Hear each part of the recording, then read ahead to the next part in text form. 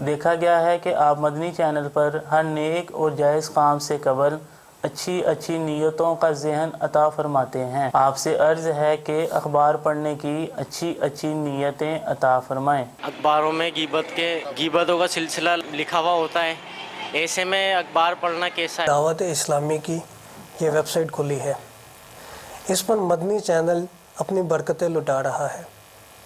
मेरी अमीर अहले सुन्नत से ये अर्ज़ है कि हम मदनी अखबार की खुशखबरी कब सुनेंगे। बाबा, मैं आपसे ये जानना चाहता हूँ, आप कौन सा अखबार पढ़ते हैं? मदनी अखबार की खुशखबरी कब सुनेंगे। आप कौन सा अखबार पढ़ते हैं? इन दोनों को मिला लेते हैं अपने। मेरा जवाब हो गया। कौन कौन समझा मेरा जवाब? समझ गए तो बोलो तो पता चले। पापा, हम अपनी समझ के मुताबिक समझ गए हैं। हाँ, जो जैसा समझाओ कि ना मदनी अखबार निकले ना मैं पढ़ूँ अखबार। अखबार कहाँ पढ़ने जैसे यार। अरे मैं तो अखबार से बहुत डरता हूँ। आमतौर पर अखबार में औरतों की तस्वीरें, जो होता है वो कम है। अब फिल्मी इश्तिहारात होते हैं, एक्ट्रेस गंदी औरतें निखार कर सजा कर पूरा आधा पेज भर देते हैं, पूरा पेज भर देते हैं इनकी तस्वीरों से। और फिर वही पूछा ग़ीबतों की खबरें, तोहमतों की खबरें, लोगों की इज़्ज़तें उछालने की खबरें, और खुदा जाने क्या क्या भरा होता है आजकल के अखबारों में अक्सर। तो अखबार पढ़ने की नीयतें तो क्या बताऊं मैं यार। अखबार से बचना जो है ना, अखबार में गुनाह से बचना बहुत मुश्किल है। यानी मैं अखबार पढ़ने को नाजायज़ नहीं कह रहा, किसी की मतलब इज्जत किसी ने ले ली, गुनाह किया, ठीक है ना। शरई सबूत का तो हमारे यहाँ बस अल्लाह नसीब करे वो दौर के हकीकी शरई सबूत की सूरत बने। शरई सबूत होता नहीं है, लेकिन उस औरत की इज्जत ऐसी उछाली जाती है हमारे यहाँ, बार बार उसकी तस्वीरें दी जाती हैं, जो पकड़ा गया उसकी तस्वीरें दी जाती हैं, और शरई सबूत नहीं होता अखबार वालों के पास कि वाकई इन्होंने ऐसा किया है। और ऐसे ये बदनाम किए जाते हैं कि इनकी नस्लें भी बेचारी जो है ना, शायद ये सर नहीं उठा सकेंगी, वो इतनी बदुआएं देती होंगी। जिसका भाई है, जिसका बेटा है, जिसका बाप है, जिसने ऐसा काम किया, उनकी कितनी बेइज्जती होती होगी। अच्छा, फिर उसने ऐसा काम किया, ये तो इल्ज़ाम है, किया नहीं किया ये रब जाने, ठीक है ना, हमें तो नहीं पता होता। तो अब अगर कोई ऐसा काम करे भी, तब भी और पकड़ा भी गया, चलो किसी ने देख लिया कि भाई फुला ने ऐसा गंदा काम किया, या उसको पता चल गया, तो ये बताइए आपकी जिम्मेदारी क्या है? कौन सा ढोल पहनेंगे? छोटा बड़ा तो ढोल पहनना नहीं है, नकारा पहनना नहीं है, बल्कि हमें हुक्म है कि तुम किसी के ऐब छुपाओगे, तुम्हारे ऐब अल्लाह छुपाएगा, है ना। मजमून हदीसों में ना, तुम अगर किसी का ऐब खोलोगे, क़यामत के दिन तुम्हारे ऐब खोल दिए जाएंगे। तो इस तरह मतलब ये कि हमें तो मुसलमानों के ऐब छुपाने का हुक्म है। तो इसलिए जो अखबार ये करते हैं ना, ये आखिरत में क्या जवाब देंगे जो ऐसा करते हैं, जो भी ऐसा करते हैं। तो यूं मैं जो सही बात अर्ज कर रहा हूँ कि इस तरह की खबरें, तरह तरह की खबरें जिनका शरई सबूत नहीं होता और जिसकी कोई शरई मसलहत नहीं होती बदनाम करने की। बाज़ सूरतों में बदनाम करने की इजाज़त होती है, बाज़ सूरतों में नहीं होती। तो ये बहरहाल इसकी तफसीलात के लिए वो एक रिसाला मकतबतुल मदीना ने छापा है कि उसका नाम है अखबार के बारे में सवाल जवाब।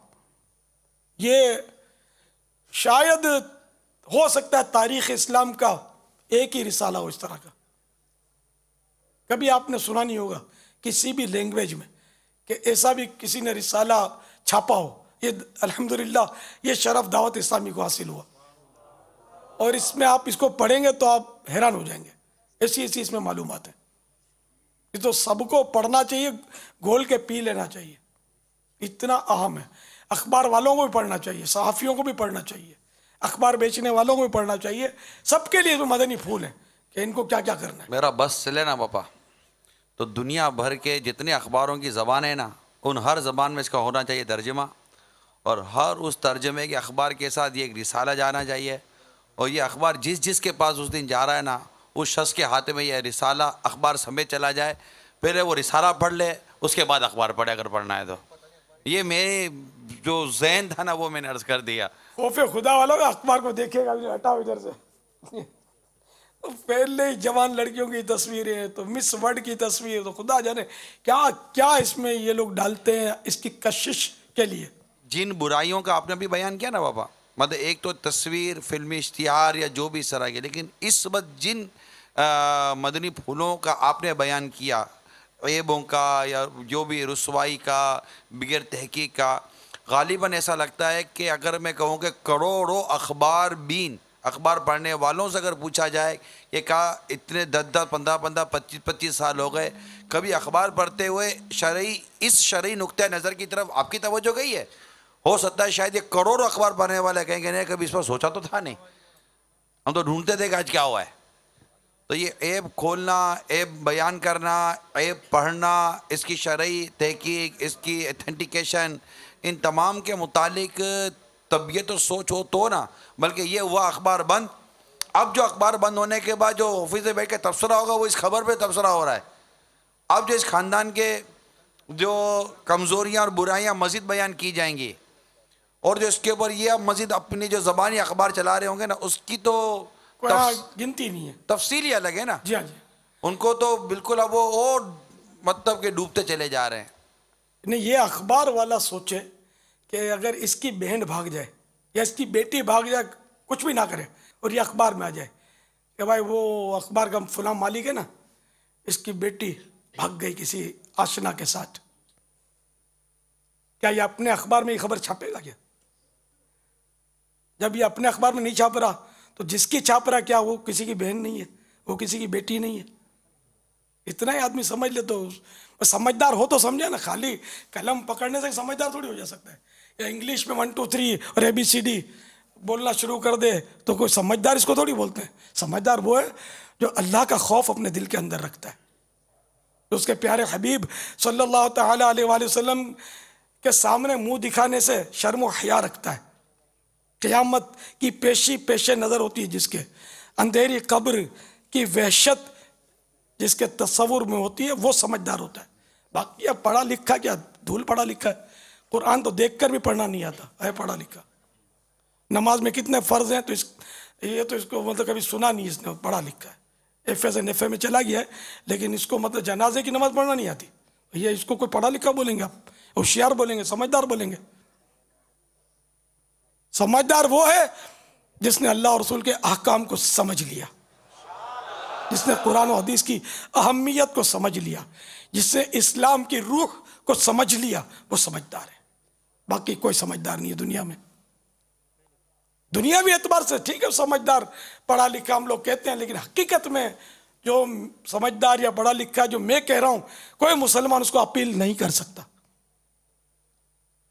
वरना समझदार तो आपको पता चोर भी होता है।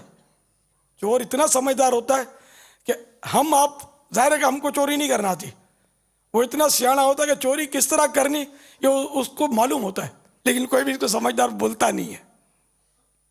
इसी तरह डाकू समझदार भी होता है, वो दिलेर भी होता है। कैसा दिलेर होता है?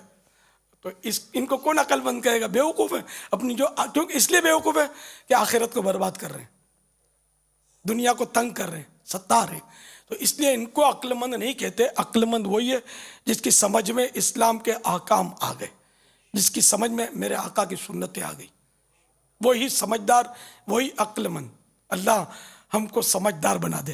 तो बहरहाल ये कि अखबार वाले नाराज ना हो, मैंने अखबार किस तरह चलाना चाहिए शरीयत के दायरे में रहकर उसकी भी निशानदेही कर दी है, उस रिसाले में की गई है।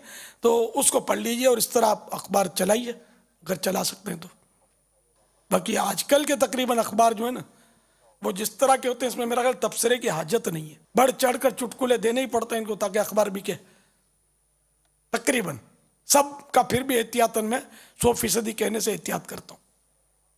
तो जो पढ़ता है उसको मैं गुनाहगार नहीं कहता, लेकिन ये अपने आप को सोचे कि मैं गुनाहगार हूँ या सवाबदार हूँ। अगर जीने की ख्वाहिश है तो पहचान पैदा कर। सल्लू अलल हबीब सल्लल्लाहु तआला अला मुहम्मद। मुझे अपनी और सारी दुनिया के लोगों की इस्लाह की कोशिश करनी है इंशाअल्लाह अज़्ज़ा वजल।